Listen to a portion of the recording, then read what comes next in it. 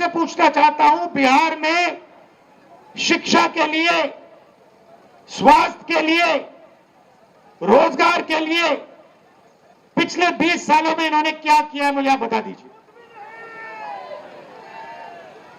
क्या आप ऐसा प्रदेश चाहते हो जहां आपको कुछ ना मिले, अदानी जी को 1-2 रुपए में जमीन दी जाए और आपको रोजगार ना मिले?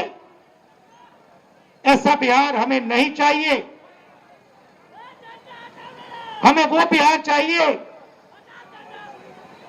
जिसमें स्वास्थ्य, शिक्षा, रोजगार हो, बिहारियों को भविष्य दिखाई दे। और जैसे आज आप दूसरे प्रदेशों में जाते हो, वैसे ही दूसरे प्रदेश से लोग आए और बिहार में आकर काम करना चाहें। ऐसा बिहार हम चाहते हैं।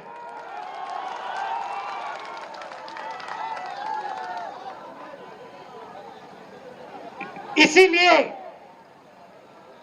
महागठबंधन, हमारे नेता तेजस्वी जी, सैनी जी, कांग्रेस पार्टी के नेता एक साथ खड़े हैं, क्योंकि हम एक बार फिर बिहार को सबसे आगे ले जाना चाहते हैं।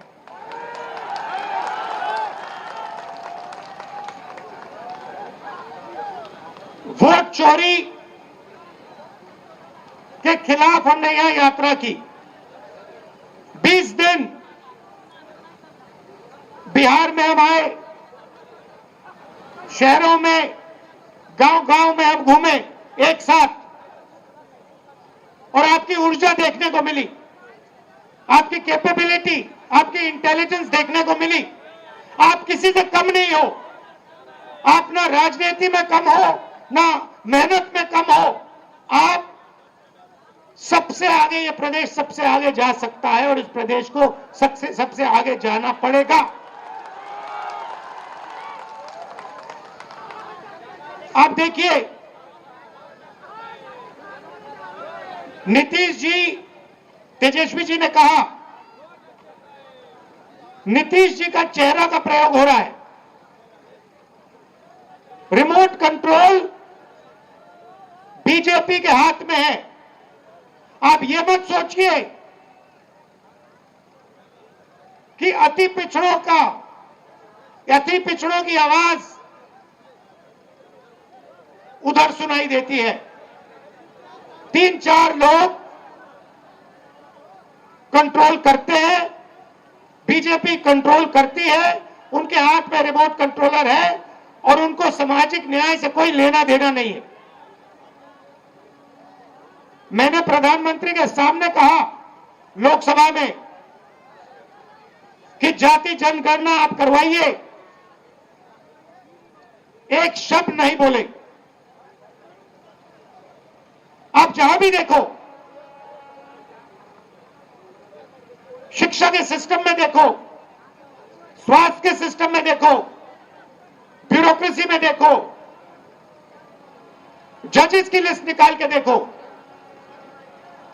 नरेंद्र मोदी जी बीजेपी सामाजिक न्याय के खिलाफ है, वो नहीं चाहते। और मैंने उनसे कहा कि देखिए,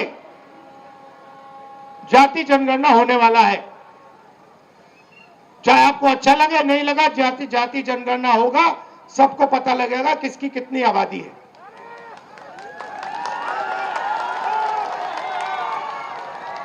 यहां पे स्टूडेंट्स पढ़ाई करते हैं, मेहनत करते हैं, लाखों रुपए लगाते हैं, ट्यूशन होता है, प्राइवेट कॉलेजेस, यूनिवर्सिटीज हैं। बिना पैसे यहां पे शिक्षा नहीं मिल सकती। मगर जितनी भी पढ़ाई वो कर ले, अंत में पेपर लीक होता है। होता ही नहीं होता है? अंत में चुने हुए लोगों को एग्जाम से 1-2 दिन पहले एग्जाम का पेपर मिल जाता है। आप किसी भी स्टेट में पूछ लीजिए, बिहार के शिक्षा के सिस्टम के बारे में पूछ लीजिए, वो आपको बताएंगे। बिहार में तो पेपर लीक होता है, बिहार में सही शिक्षा नहीं मिल सकती, बिहार में अस्पताल नहीं मिल सकता। आप जाइए, ऑल इंडिया मेडिकल इंस्टीट्यूट के नीचे एक फ्लाईओवर है, के पास में फ्लाईओवर है, उसके नीचे जाइए, वहां पे आपको बिहार के लोग दिख जाएंगे। रात में ठंड में वहां पे वो सोते हैं। मैं गया, मैंने पूछा यहां क्यों हो, कहते बिहार में इलाज नहीं हो सकता। अगर बिहार में इलाज करवाना है तो नहीं हो सकता, दिल्ली में होगा, कर्नाटक में होगा, तेलंगाना में होगा, बिहार में नहीं हो सकता। ये हम बदलना चाहते हैं।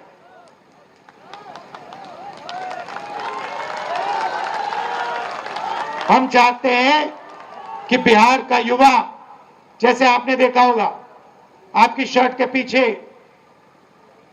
फोन के पीछे क्या लिखा है बताओ? Made in China. सही। नरेंद्र मोदी जी ने हिंदुस्तान के जो छोटे बिजनेस वाले हैं, छोटे उद्योग हैं, उन सबको खत्म कर दिया, नोटबंदी और जीएसटी लागू करके। जहां भी आप देखो मेड इन चाइना। हमारा कहना है कि मेड इन चाइना नहीं, मेड इन बिहार होना चाहिए उस फोन के पीछे। फोन के पीछे मेड इन चाइना नहीं, मेड इन बिहार। और फोन कहां बने? बिहार में। शर्ट, पैंट, फोन, कैमरा, सारे के सारे मेड इन बिहार। और बिहार के युवाओं को उन फैक्ट्रियों में रोजगार मिले, ऐसा बिहार हम चाहते हैं। आपकी हिस्ट्री है। सबसे बेहतर शिक्षा, सबसे बेहतर, दुनिया में सबसे बेहतर शिक्षा नालंदा यूनिवर्सिटी बिहार में मिलती थी। बिहार में टूरिज्म का अनलिमिटेड पोटेंशियल है। पूरी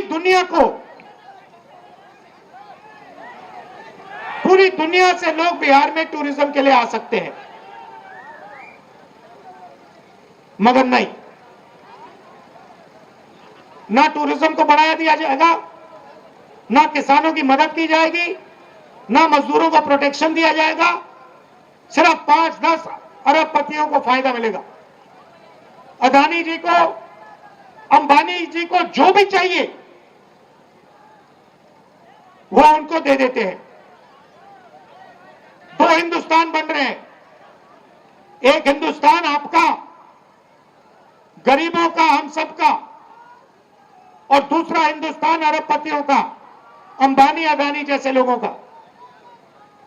आप देखिए, कुछ दिन पहले मैंने टीवी पे देखा, एक तरफ यमुना, फोटो देखी आपने? वो देखी? एक तरफ यमुना, गंदा पानी, उसको अगर कोई पी ले या उसमें घुस जाए बीमारी हो जाए। दूसरी तरफ छोटा सा मोदी जी के लिए तालाब, दूर दूर से पाइप से पानी आता है। एक हिंदुस्तान, मोदी जी वाला हिंदुस्तान। अगर मोदी जी को ड्रामा करना है, छठ पूजा का ड्रामा करना है, तो पानी आ जाएगा, वीडियो कैमरा आ जाएंगे, साफ पानी, और उसी के 10 गज दूर हिंदुस्तान की सच्चाई। एक तरफ नाटक, अंबानी अदानी का हिंदुस्तान, नरेंद्र मोदी का ड्रामा, और दूसरी तरफ हिंदुस्तान की सच्चाई, गंदा पानी, बीमारी। टीवी पे आया, टीवी पे वो पाइप दिख गया कि भैया नरेंद्र मोदी जी नहाने आएंगे, बाकी हिंदुस्तान गंदे पानी में नहाएगा। नरेंद्र मोदी जी के लिए साफ पानी आएगा पाइप में, तालाब बनाया जाएगा, मोदी जी ड्रामा करेंगे। ये पूरे हिंदुस्तान ने देखा है, पूरे हिंदुस्तान ने देखा।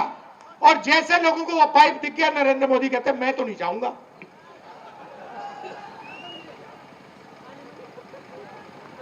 ये है सच्चाई, चमकता हुआ हिंदुस्तान। टीवी पे, वीडियो पे मोदी जी कहते हैं, बिहार के युवाओं से कहते हैं कि हमने आपको कम दाम में डेटा दे दिया। आपने कम दाम में डेटा दे दिया, मगर डेटा की कंपनी किसको दी? पैसा कौन बना रहा है? बिहार का युवा नहीं बना रहा है, जियो का मालिक बना रहा है। फायदा तो आपने उसको दिया, और बिहार के युवा के सामने आकर आप झूठ बोल रहे हो कि हमने आपको डेटा दिया। नहीं, आपने डेटा नहीं दिया। आपने अंबानी जी को हिंदुस्तान का स्पेक्ट्रम दिया, जियो की कंपनी के लिए आपने सब कुछ किया। आप वो क्यों नहीं बोलते हो? आप वो क्यों नहीं बोलते कि मुंबई में लाखों करोड़ रुपए की जमीन, धारावी की जमीन, जिसमें बिहार के लोग रहते हैं, छोटा व्यापार करते हैं, वो जमीन मैंने अदानी को दी। अब ये क्यों नहीं कहते? अब ये क्यों नहीं कहते कि 1 रुपये के लिए मैंने अदानी को जमीन दी बिहार में? कैसे दी? किससे छीन कर दी? बिहार के किसान से छीन कर दी। अब ये क्यों नहीं कहते कि राहुल गांधी जमीन अधिग्रहण बिल लाया था, कांग्रेस पार्टी जमीन अधिग्रहण बिल लाई थी, किसानों की जमीन की रक्षा के लिए लाए थे, और नरेंद्र मोदी जी ने उस बिल को खत्म किया? ये क्यों नहीं कहते? अब ये क्यों नहीं कहते कि जो बिहार में एंटरप्रेन्योरियल स्पिरिट है,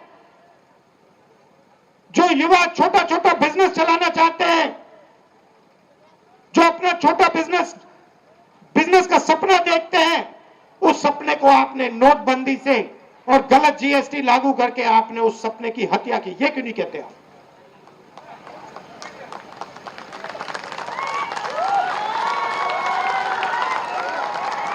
ड्रामा बना रखा है। एक तरफ यमुना, उसको यमुना जी कहते हैं, मोदी जी कहते हैं, ड्रामा कर रहे हैं कि भैया देखो मैं यमुना जी में नहाया हूं।